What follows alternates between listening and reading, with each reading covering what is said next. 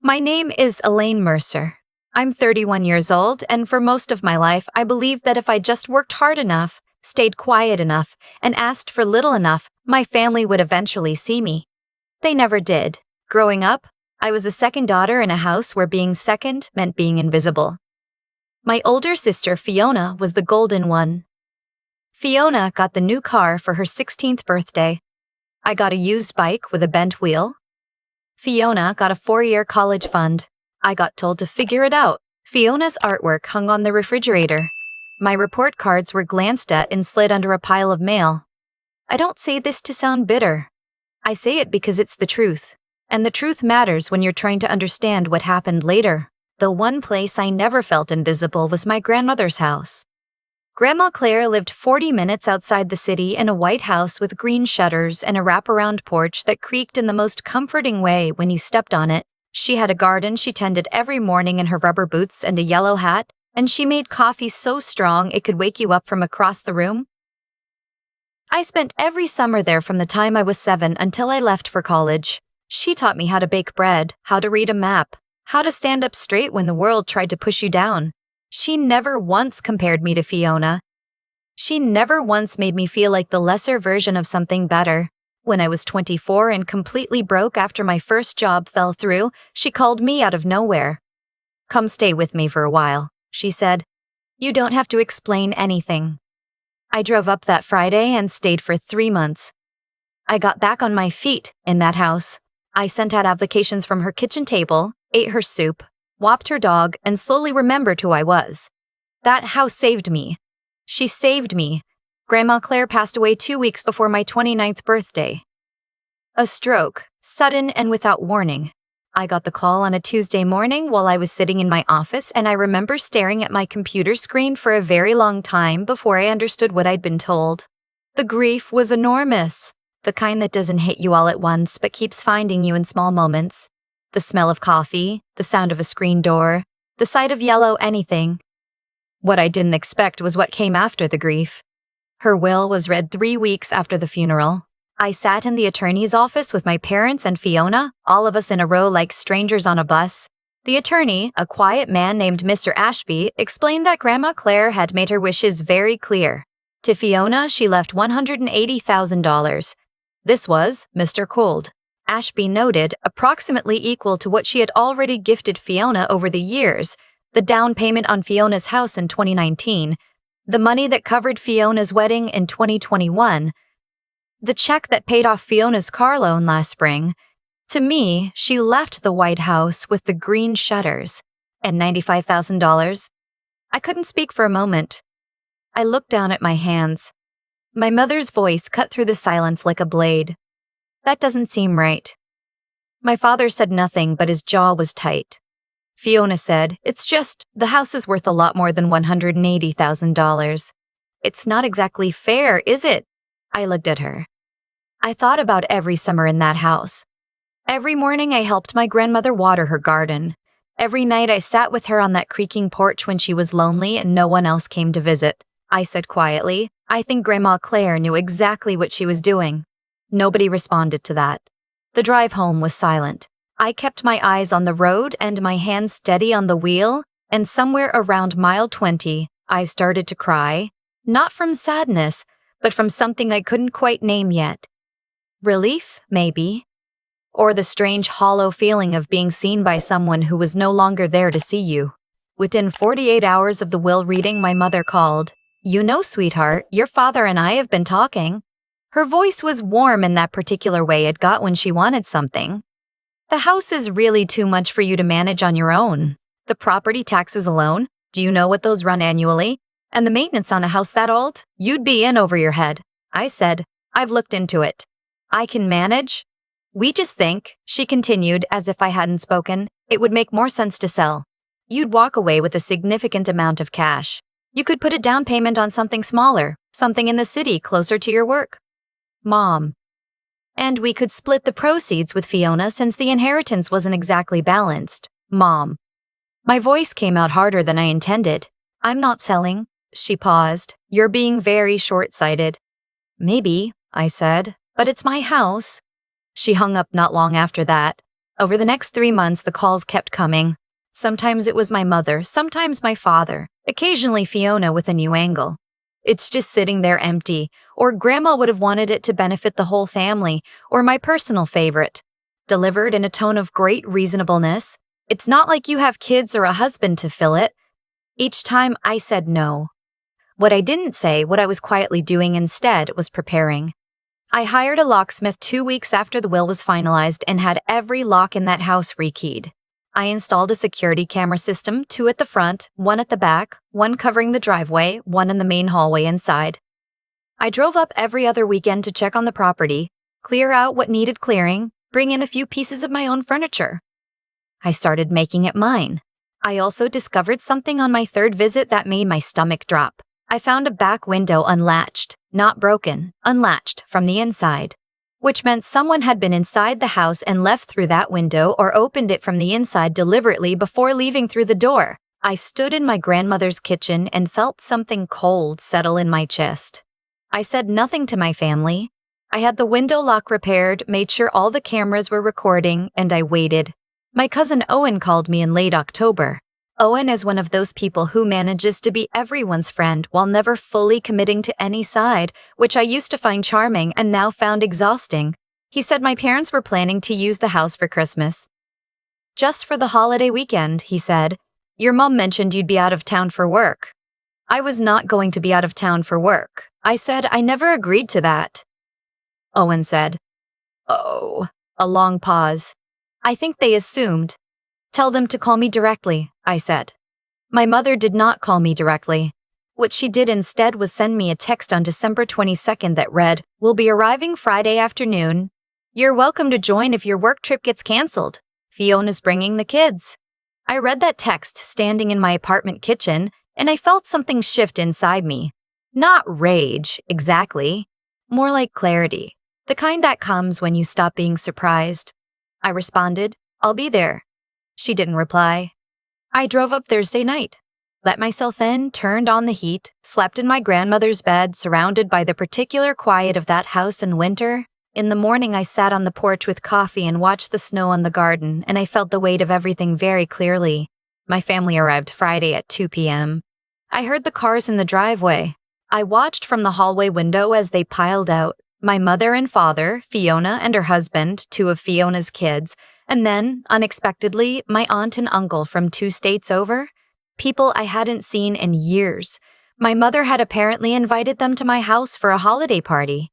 I opened the front door before anyone knocked. My mother's face went through several expressions very quickly.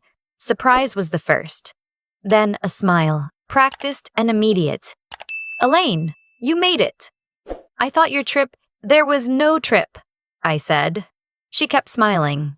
"Well, the more the merrier." They came inside. My father clapped me on the shoulder as if nothing unusual was happening.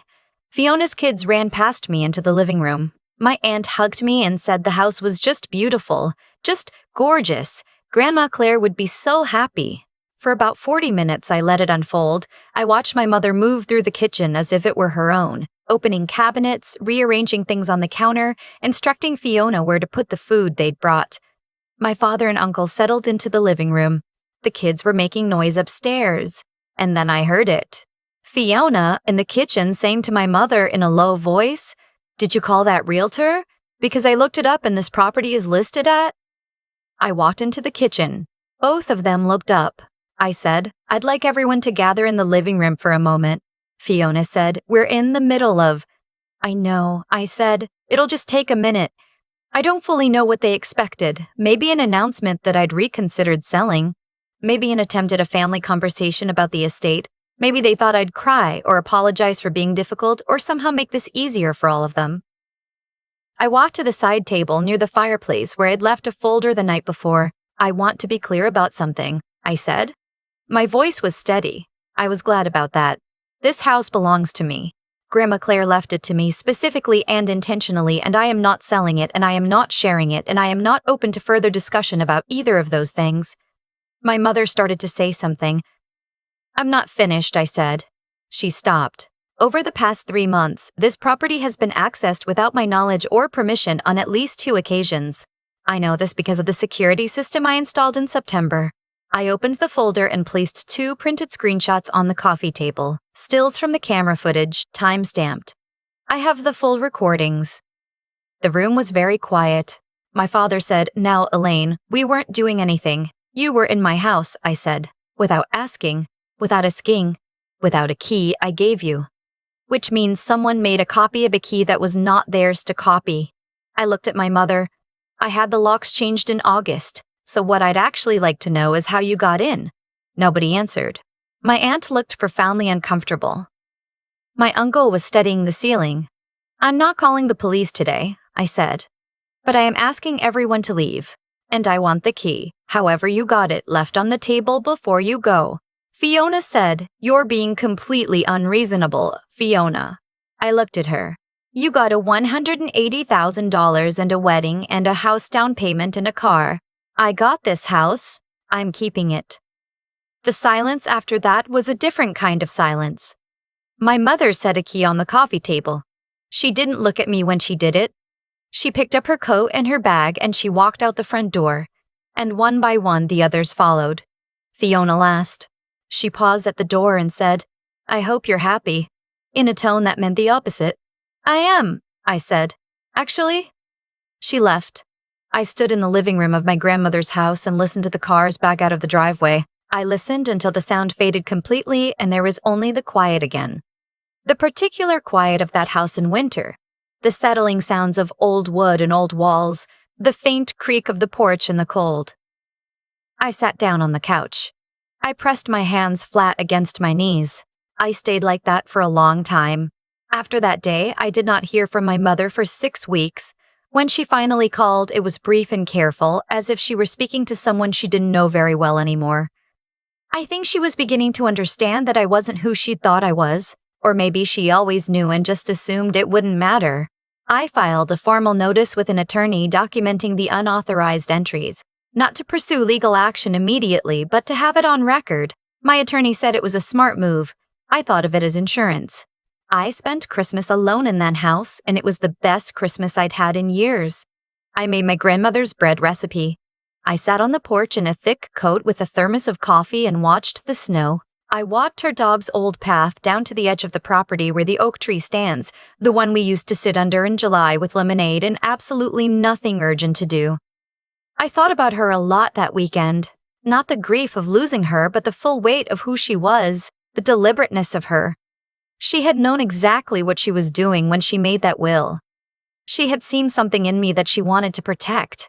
She had given me not just a house, but a statement. "You are worth something, exactly as you are." I heard that. In the spring, I had the porch repaired and repainted. I planted the garden again using her original layout, the one I'd memorized as a kid. Tomatoes along the south fence, herbs near the kitchen door, the yellow marigolds she always said kept the pests away. I don't know if that's scientifically accurate, but they're beautiful and they're hers, and they're mine now too. I started renting the house out on weekends in summer. Just carefully, just to cover the property taxes and maintenance, just enough to make sure I could keep it indefinitely. The first guest left a note on the kitchen table that said, "This place has the most peaceful energy we've ever felt anywhere." I folded that note and put it in my grandmother's old recipe box, next to her handwritten card for the bread. My father reached out in March. A short email, no subject line. "Hope you're doing well. Maybe we can talk sometime." I read it twice and then I filed it without responding. Not forever, maybe.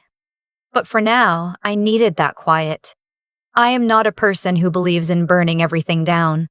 I don't think I'll never speak to my family again. But I know now that loving someone doesn't mean giving them access to everything you have. It doesn't mean making yourself smaller so they can feel bigger. It doesn't mean handing over what is yours because they've decided it should be theirs. My grandmother taught me a lot of things on that porch, in that kitchen, in that garden. She taught me how to make bread that rises right. She taught me how to read the sky before it rains. She taught me that some things are worth protecting, even when, especially when, the people who want them are the people you love. I kept her house. I kept her garden. I kept myself. And every morning when I make coffee strong enough to wake me from across the room, I think of her and I think she knew exactly what she was doing. So did I. I've thought a lot about what made that December afternoon feel different from every other confrontation I'd ever had with my family. And I think it comes down to this. For the first time in my life, I wasn't reacting.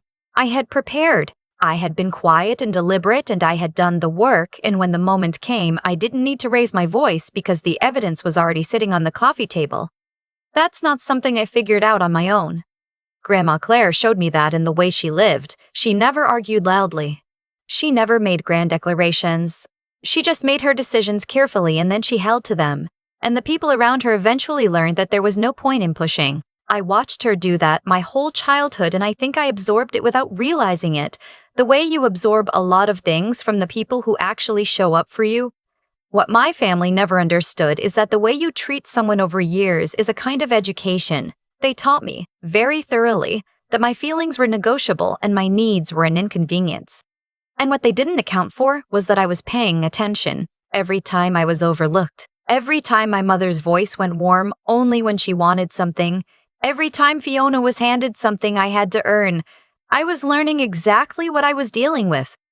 People tend to think that being quiet means you're not paying attention. It usually means the opposite. Fiona got everything she asked for, and it still wasn't enough. That's not a character flaw you can fix with inheritance money or a bigger house. That kind of emptiness doesn't fill. I used to feel sorry for that, and some days I still do. But I stopped making it my problem to solve. You cannot pour yourself into someone else's gap indefinitely. At some point, you have to acknowledge that the gap is theirs to manage. I kept the house. I planted the garden in the spring. I made the bread.